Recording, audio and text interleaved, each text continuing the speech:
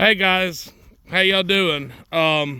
So I was just out here working today, pulling up brush and trees and such. You can see one of my many piles right there, and there's another one over there.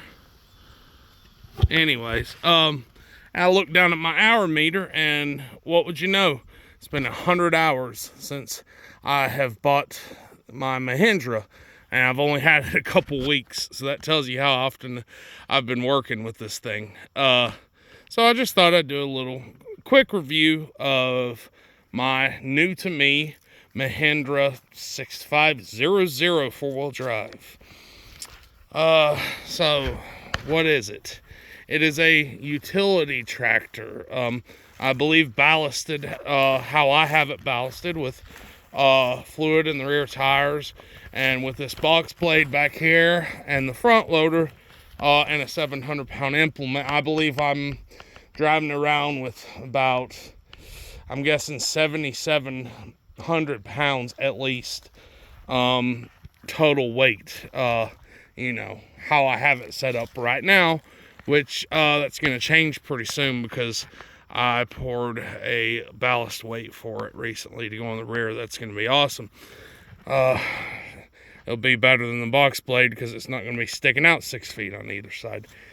Anyways, so like I was saying, this is rated for 59 engine horsepower. I don't think there's any way that that's true because we have a John Deere 2030. This thing is 2 cubic inches smaller than it, and it's like 30 years newer, and it has higher compression. So there's no way that it only has 59 horsepower when our old John Deere is rated at 68 horsepower.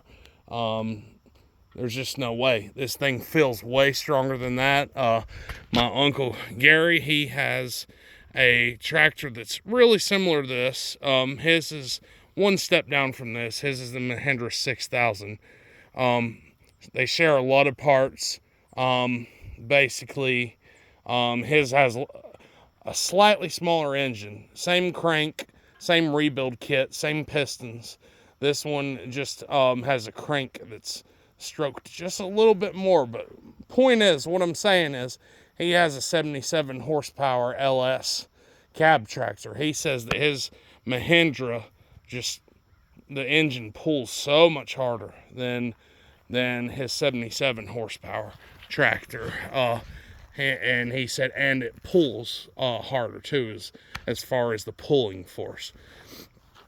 Anyways, I think they derated the thing a lot, or they just came up with that measurement running the hydraulics at 100%. Probably it is one way that they might have gotten a number that low. I think they fudged the number low on purpose for insurance reasons or what have you. Anyways, so what would you like to know? How much I paid for it and what did I get with it?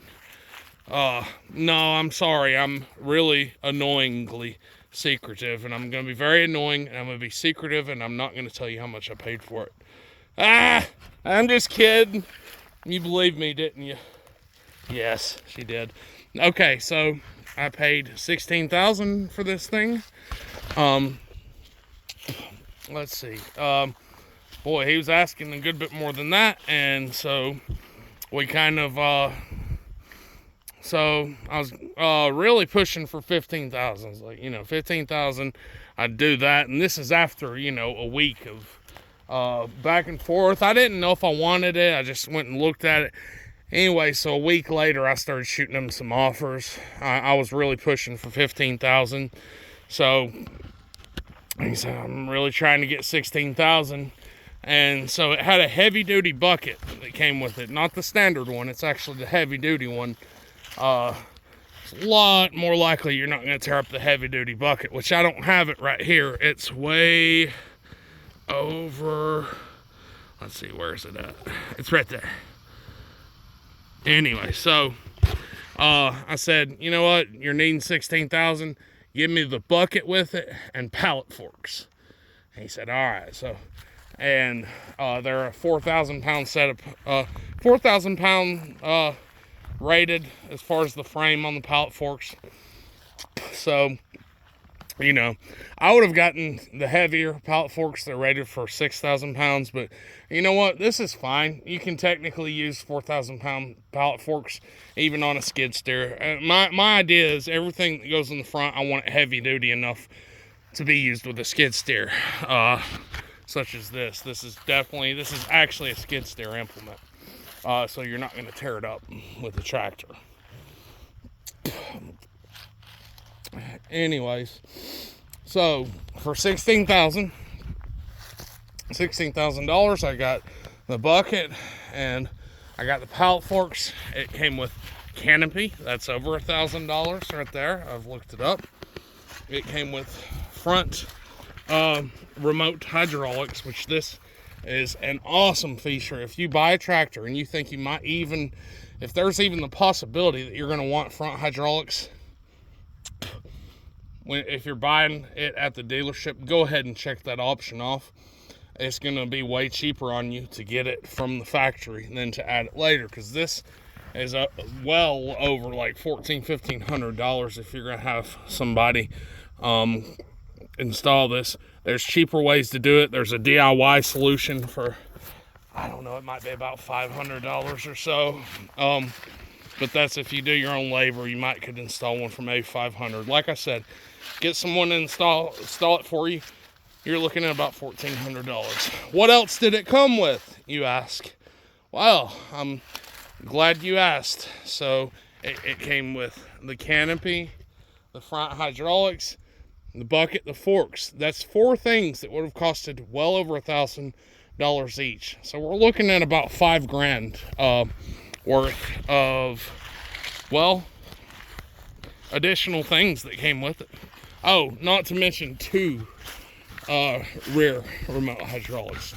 Those would cost $1,000 to have those installed as well. Oh, so that's 5 things. Let's just round it off and say it came with about $6,000 worth of things that if you'd bought a basic tractor, you'd have to spend $6,000 to get all these things added to it. So that begs the question. It came with $6,000 worth of additional things. Well, is this a good deal? I asked myself this. So for $10,000, is there any chance that I could get a tractor similar to this? A basic tractor in this weight class of any brand, really, with around 1,000 hours on it for $10,000? Would you be able to find something like that? And the answer is probably not. Probably not. You'd be really hard-pressed to find a deal that good.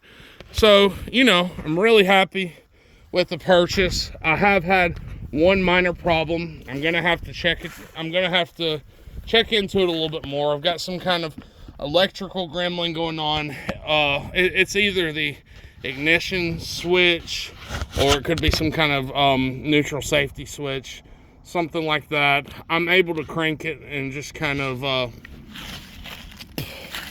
it crunk great for a while. I've been putting a lot of time in on this thing, and so then it wouldn't crank the other day, and I looked down and I'm like, oh well, there's the starter. So I just laid a screwdriver across these 2 little terminals right there, and she cranks right up. I'm gonna fix that. It shouldn't be expensive, whatever it is. We know the starter's good. I think that might even tell us the solenoid is good. But anyways, so I just thought I'd do a little quick review with this thing. So it's just it's an old school tractor. I believe I read online that this was based on it was based on an older international tractor. And so it's kind of got manual everything. It's got switches and levers, you know, it's got a bunch of levers and such. Not a ton of buttons like a more modern design machine would have. But you know what? That's what I was after. I was wanting something that